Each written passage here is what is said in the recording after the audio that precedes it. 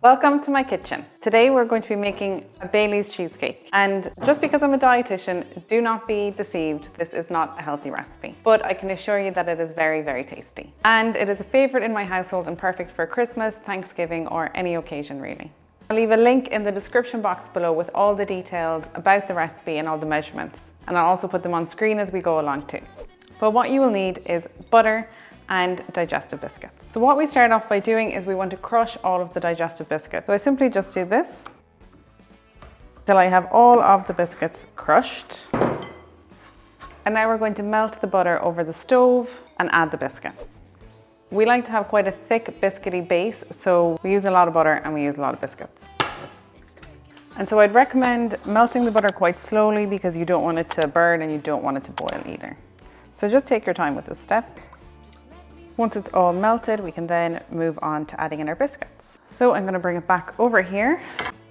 Here I have a big bowl of all of my crushed digestives. And just a note on the biscuits, I do recommend using your proper Baileys digestive biscuits. I have tried other ones in the past, but nothing really beats these, to be honest. If you want, you could take out a few of the biscuits and you could put in some chocolate chip cookies as well to have a little bit more chocolate in the base. So you're gonna add in the butter. Also, just going to really quickly clean away all of these crumbs so my kitchen looks clean. Then you want to mix it up really well. You want to make sure that all of the biscuits are covered in the butter, because otherwise when you put it into the base, it won't stick very well and it'll be way too crumbly and it'll start to fall apart. So then you're going to add it into this springform tin. So that's a tin where the base comes out and there's a clip at the side. So you'll see why at the end why you really want a tin like this. And I've just added a tiny bit of parchment paper to the bottom as well, just in case the cheesecake would stick. But really, with all this butter, I don't think it's gonna stick, but just to be safe. Okay, so then you add it in. Spread it all around. Then you can get a potato masher or a fork, whatever you have handy, and you're just going to pat it all down nice and firmly so your base will be solid. We don't want a base that is completely falling apart. It's nice when it falls apart a little bit, but here we go. So now we're going to put it in the fridge and leave it set for around 1 to 2 hours.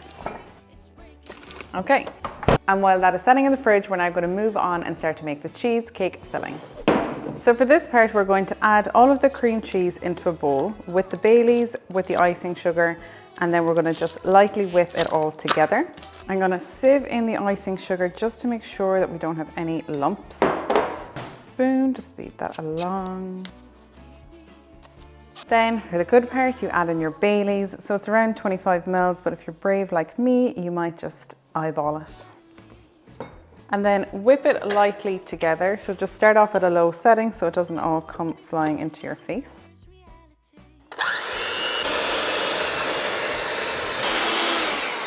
Then you're going to take your whipped cream, so you should already have this whipped, and you want it whipped quite well because it needs to be able to stand on its own. If it's very lightly whipped, it'll still be a little bit too watery, and it needs to be quite thick because that's what's going to help the cheesecake to keep its shape. So you're going to add that into the rest of your whipped cream cheese, and then you're just going to fold them in together, so you don't need to beat it again. Of course, do have a little taste test and add more Baileys if you think it needs a little more kick.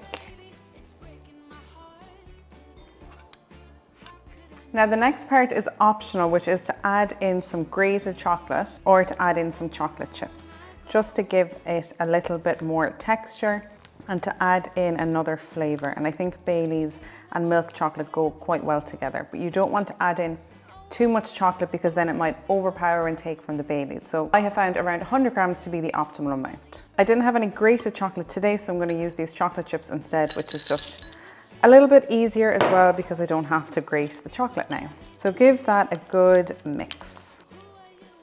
So next we go and we get our base out from the fridge, and we then add in the mixture on top. And then once you have that all evenly spread around, you're going to put it back into the fridge again to allow it to set for another little while. And now it's time for the final reveal of the cheesecake. You are going to unclip your springform tin, give it a little bit of a shake. Make sure it's coming off clean from the sides, and then just lift. And here we go. Our Baileys cheesecake. a very, very thick biscuit edge. And for the final touches, we're going to do a small bit of melted chocolate drizzled on top. So just a drizzle of melted chocolate. If you can, you're going to bring it down around the sides too.